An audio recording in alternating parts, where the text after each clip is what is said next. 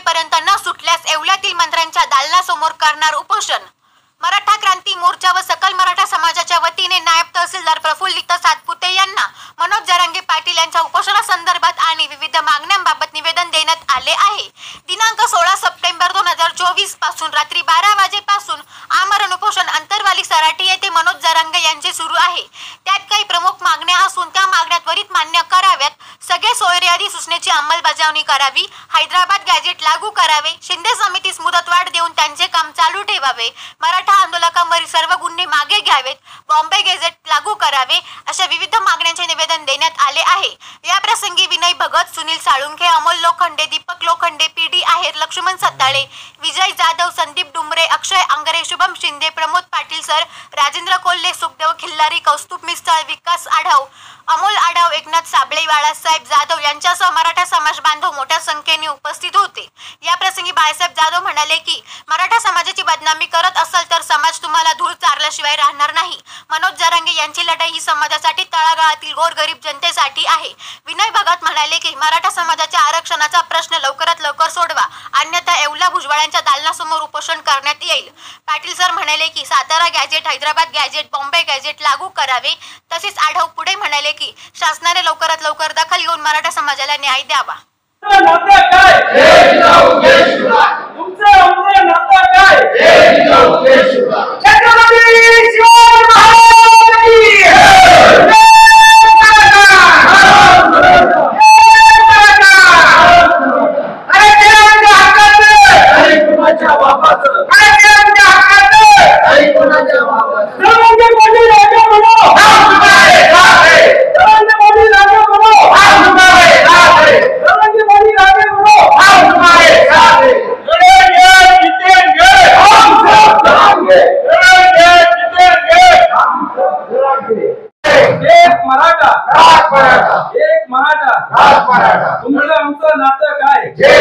जय शिवराय।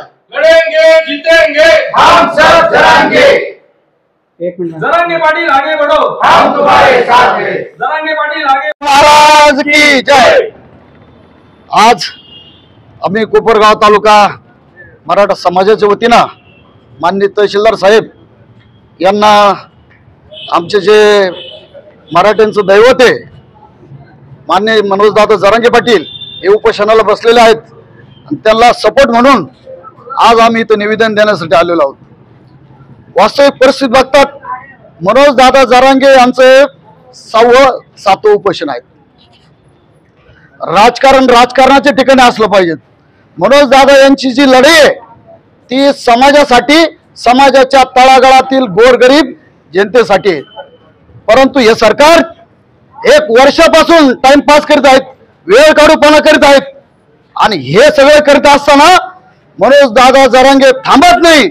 म्हणून त्यांचे काही दलाल त्या उपोषण स्थळी, त्यांना जरूर अधिकार आहे, संविधानाने त्यांना अधिकार दिलाय, उपोषण जरूर करावं, पण अख्खा महाराष्ट्र सोडून अंतरवलीच का? काय कारण आहे?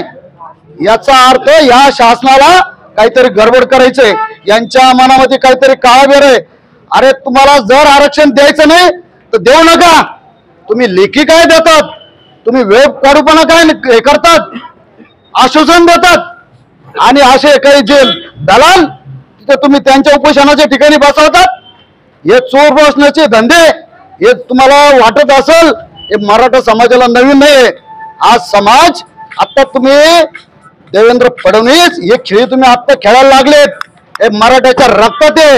ही जी रणनीती ना हे डावपेच, मराठ्यांना कोणी सांगायची गरज नाही।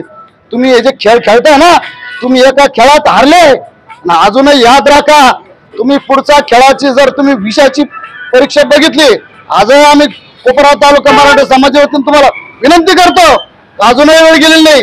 मनोजदादा जरांगेंनी तुम्हाला संधी दिली आहे, त्या संधीचं सोनं करा, अजूनही आरक्षण द्या आम्हाला, तालुक्याला नाही महाराष्ट्राला। माननीय मनोजदादा जरांगेंनी सांगितलंय आम्हाला राजकारणात जायचं नाही, नवीन आम्हाला त्या विषयाची काही घेणं नाही। परंतु तुम्ही जर अशा पद्धतीचं जर डावपेच करत असाल आणि समाजाला बदनाम करत असाल, समाजाचा अपमान करत असाल, समाजाची हेडावळ करत असाल, हा समाज तुम्हाला महाराष्ट्रात धूळ चारल्याशिवाय राहणार नाही।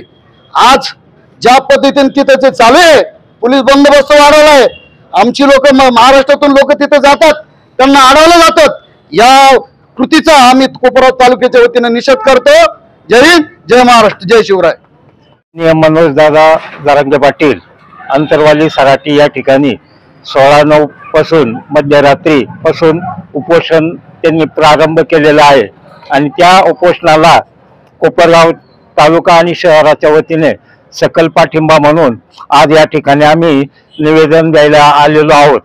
विशेषतः निवेदनामध्ये सातारा गॅझेट, हैदराबाद गॅझेट आणि बॉम्बे गॅझेट याची अंमलबजावणी शासनाने त्वरित करावी, तसेच शिंदे समितीला आणखी मुदतवाढ मिळावी या प्रमुख मागण्या आहेत. परंतु दरवेळेस असं लक्षात येतं का मनोज दादा ज्यावेळेस उपोषण सुरू करतात त्यावेळेस शासनाच्या मदतीने काही लोक जाणीवपूर्वक त्याला प्रतिशय देण्यासाठी त्या ठिकाणी उपोषण करतात. तर हे राजकीय डावपेच मराठा समाजाला चांगले अवगत आहेत. शासनाने योग्य दखल न घेतल्यास त्यांच्या डावपेचाला प्रति डावपेच म्हणून येवला या ठिकाणी येवला तालुका आणि कोपरगाव तालुक्याच्या वतीने अमरण उपोषण नजीकच्या भविष्य काळात म्हणजे 23 तारखेपर्यंत शासनाचा प्रतिसाद न मिळाल्यास आम्ही आमरण उपोषण येवला तालुक्यात करणार आहोत. जय महाराष्ट्र. एक मराठा, लाख मराठा. शिवाजी महाराज की जय. एक मराठा, लाख मराठा. हम तुम्हारे साथ हैं, हम तुम्हारे साथ हैं. हम सब लड़ेंगे, हम सब लड़ेंगे.